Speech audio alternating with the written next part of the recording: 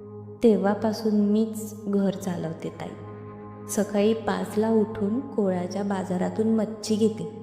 मग विरारहून मुंबईत येते.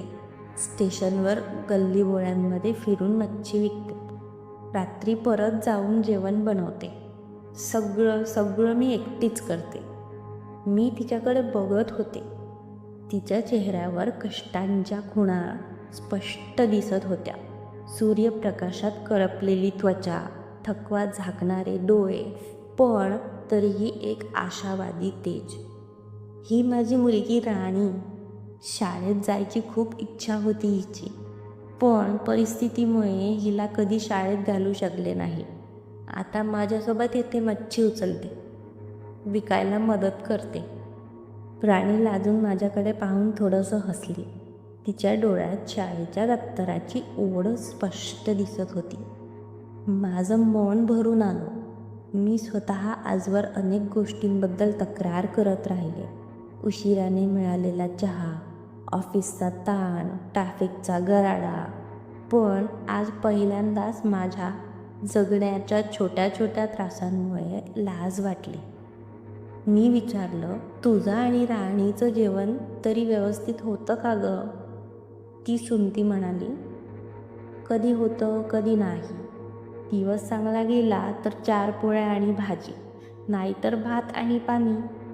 पण आम्ही दोघी समाधानात आहोत, कारण अजून हार मानलेली नाही. आमचं बोलणं दादरपर्यंत आलं. ट्रेन थांबणार होती. मी तिच्याकडे पाहिलं आणि सहज विचारलं, तुझा नंबर आहे का? काही मदतीची गरज भासली तर कळव. ती लाजून म्हणाली, ताई, फोन नाही आमच्याकडे, पण दर सोमवारी मी याच ट्रेनने येते. तुम्ही भेटलाच तर पुन्हा कधीतरी. मी तिच्याकडे एक दीर्घट नजर टाकली. ती मुलीला हाताला धरून उतरली. डोक्यावर पुन्हा ती जड टोपली घेतली आणि गर्दीत हरवली. मी खिडकीतून तिचा मागोवा घेत राहिले. डोळ्यात एक ओल भरून राहिली होती. तेव्हापासून प्रत्येक सोमवारी मी तीच ट्रेन पकडते. ती सुमती पुन्हा भेटेल का, हाच एक विचार घेऊ.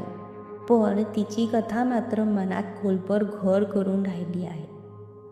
ती एक सामान्य स्त्री नव्हती. ती एक योद्धा होती.